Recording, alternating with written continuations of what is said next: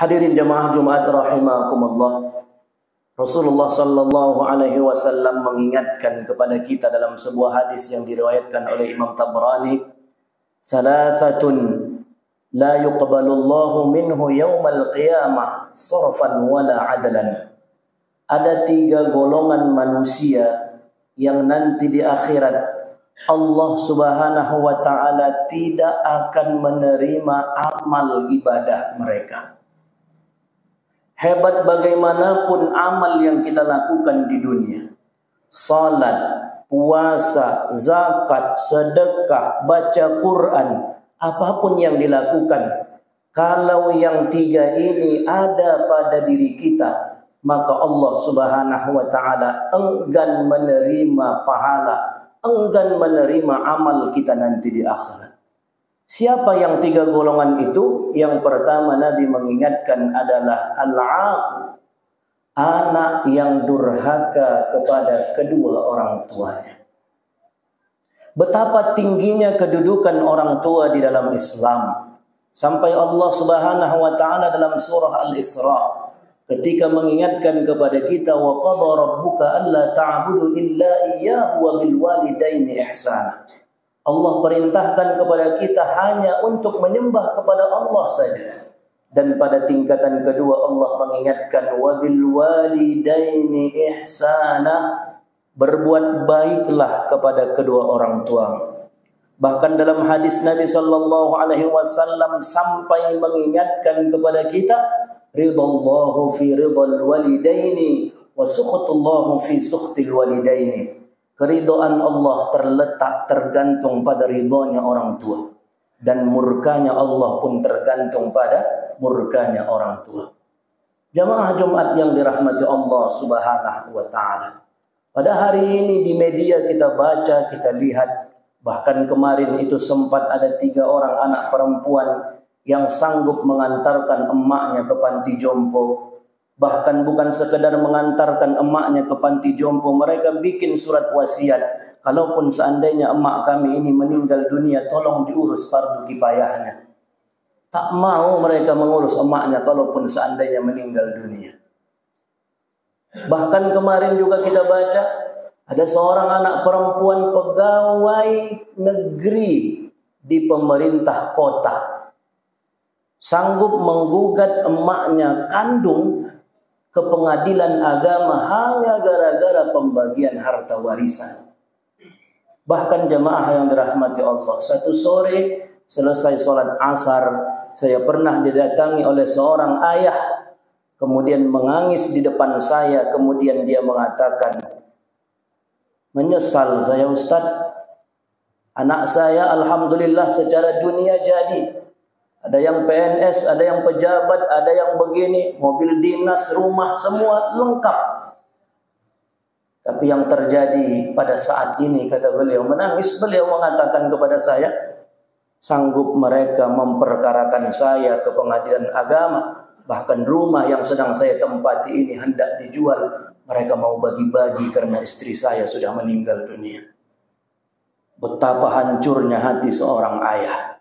Betapa hancurnya hati seorang ibu ketika anak yang dia cintai sejak lahir dia besarkan dengan keringat, air mata, tahu-tahu begitu sudah menjadi orang, kemudian menjadi musuh dalam hidupnya sendiri.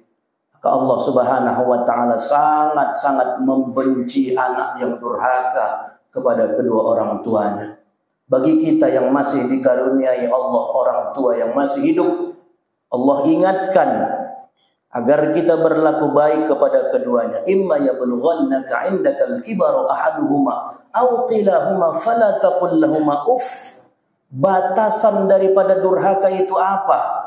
Sampai Allah menegaskan, berkata uff saja, mengatakan ah saja, yang kemudian menyinggung perasaannya, sakit hatinya, apatah lagi sampai menetes air matanya, maka hal inilah yang akan mengundang murkanya Allah. Dan yang perlu diingat, di antara azab yang disegerakan Allah, azab yang disegerakan Allah, kalau meninggalkan salat, tak puasa, dosa yang lainnya, azab yang pasti itu di akhirat. Tapi ada azab yang akan disegerakan Allah di dunia. Apa dia? Durhaka kepada orang tua. Tidak ada bahagia dunia akhirat tanpa ridha dan restu daripada kedua orang tua. Maka kita yang masih dikarunia Allah Subhanahu wa ta'ala orang tua, gunakan kesempatan itu untuk memuas-muaskan diri berbakti kepada mereka. Jangan sampai cinta kita kepada istri kita sehingga membuat kita lebih mendulukan istri ketimbang emak kita sendiri. Betapa tidak sedikit seorang suami yang menjadi anak durhaka kepada emaknya karena begitu cintanya kepada istrinya. Kalau istrinya baju yang termahal, perhiasan yang paling baik, bahkan kita mulai dari kecil berapa biaya yang dikeluarkan ayah emak kita sampai sarjana, sampai menikah dibiayai. Tapi begitu kita bekerja boleh jadi gaji pertama kita pun emak kita tak sempat menikmatinya, justru istri kita lah yang menikmatinya. Akhirnya apa? Akhirnya banyak waktu, banyak uang dan sebagainya untuk istri. Tapi terkadang kita sebagai suami lupa membelikan baju baru pada hari raya untuk emak kita sendiri. Oleh karena itu jangan sampai jemaah yang dirahmati Allah, karena penyesalan hanya akan datang belakangan. Tidak sedikit orang yang menangis merintih ketika emaknya meninggal dunia. Tidak sedikit orang yang menangis merintih pada saat ayahnya meninggal dunia karena tak sempat berbakti kepada keduanya. Apabila orang tua sudah meninggal dunia, tidak ada lagi tangan yang hendak dikucup, tidak ada lagi kening yang hendak dikecup. Pada saat itu hanya batu nisan yang bisa kita lihat. Maka oleh karena itu gunakan kesempatan. Kalaupun orang tua itu sudah kembali kepada Allah Subhanahu wa ta'ala, masih terbuka jalan untuk tetap berbakti kepada keduanya. Di antaranya adalah tetap mendoakan keduanya. Sederhana saja ketika kita mengatakan Rabbil firli, jangan lupakan wali walidayya. Karena para ulama mengatakan cukuplah anak itu dikatakan anak durhaka apabila dia mendoakan dirinya, tidak dia doakan ayah emaknya. Dia selalu berdoa, ya Allah ampunkan dosaku, lapangkan rezekiku, mudahkan urusanku, aku saja. Tapi tidak pernah dia ucapkan kedua orang tuaku. Doa. Yang kedua, as-sadaqatu alaihima, bersedekahlah atas keduanya.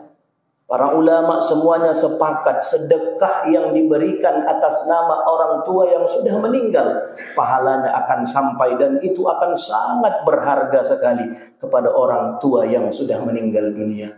Oleh karena itu jamaah yang dirahmati Allah, hati-hati. Sehebat apapun amal yang kita lakukan di atas muka bumi ini, kalau masih durhaka kepada ayah emak, masih menetes air matanya karena kita, masih tersakiti hatinya gara-gara ulah kita, maka jangan harap ibadah kita diterima oleh Allah Subhanahu wa ta'ala. Yang kedua, golongan manusia yang tidak akan diterima Allah amal ibadahnya adalah mannan. Mannan artinya adalah orang yang mengungkit-ungkit kebaikannya.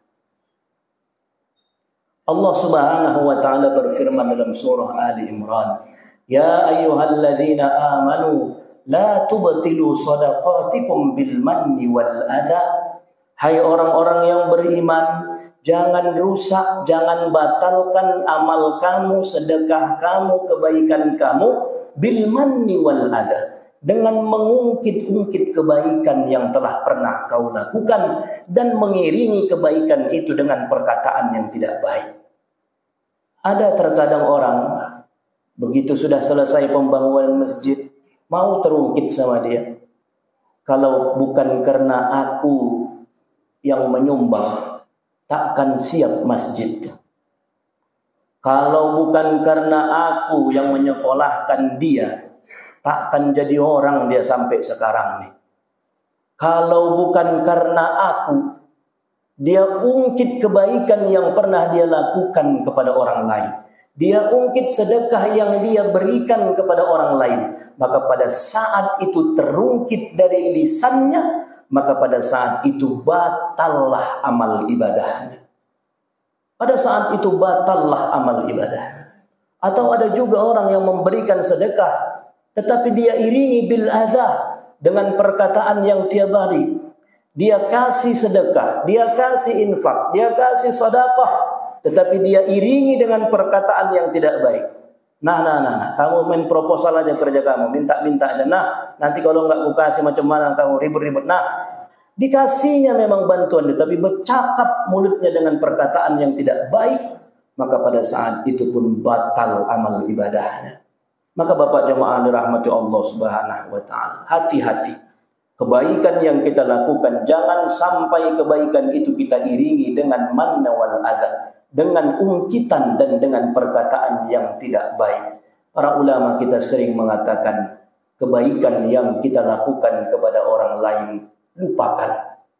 Kebaikan-kebaikan yang pernah kita lakukan kepada orang lain, sebisa mungkin lupakan, supaya kita ikhlas. Satu saat kalaupun terjadi apa-apa, orang yang sudah kita tolong, orang yang sudah kita bantu, orang yang sudah kita besarkan, tahu-tahu tidak pandai berterima kasih kepada kita, jangan sampai terungkap sama kita, karena sia-sia nanti semua yang sudah kita lakukan itu. Dan ulama kita juga mengatakan, kebaikan orang kepada kita, ingat sampai mati. Kebaikan kita kepada orang, lupakan. Tapi kebaikan orang kepada kita, ingat sampai mati. Supaya kita bisa menjadi orang yang pandai berterima kasih kepada orang lain.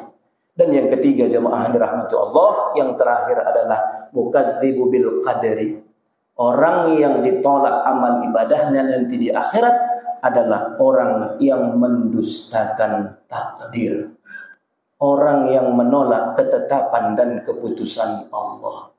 Allah Subhanahu wa taala yang Maha Pengasih, yang Maha Penyayang, tidak akan menginginkan yang tidak baik berlaku untuk hambanya. Allah akan berikan yang terbaik, tapi boleh jadi akal kita yang belum sanggup memikirkannya, sehingga kita menganggap yang terjadi pada kita adalah sesuatu yang tidak baik. Oleh karena itu, apapun yang menimpa diri kita, wa ma asabakum, apapun yang menimpa kalian, kata Allah Subhanahu wa taala, maka sesungguhnya semua sudah tertulis, semuanya sudah ditetapkan oleh Allah Subhanahu wa taala. Tidak ada yang bisa kita lawan dalam hidup dan kehidupan ini. Kalau Allah Subhanahu wa taala menginginkan sesuatu, dia cukup mengatakan kun fayakun, jadi maka menjadilah ia. Kita tidak bisa melawan takdir keputusan Allah Subhanahu wa taala.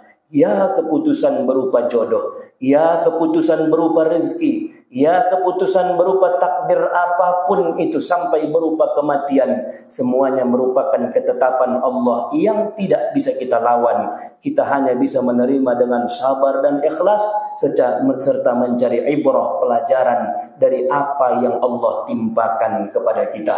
Mudah-mudahan jemaah Jumat yang dirahmati Allah, semoga kita senantiasa meningkatkan amal ibadah kita, sembari kita menjaga jangan sampai kita termasuk di antara salah satu golongan yang Allah tidak akan menerima amalnya nanti di akhirat. Barakallahu li wa lakum fil Qur'anil azim, wa nafa'ani wa iyyakum bima fihi minal ayati wa dzikril hakim. Aqulu qawli hadza wa astaghfirullah li wa lakum wa lisairil muslimin wal muslimat fastaghfiruhu innahu huwal ghafurur rahim.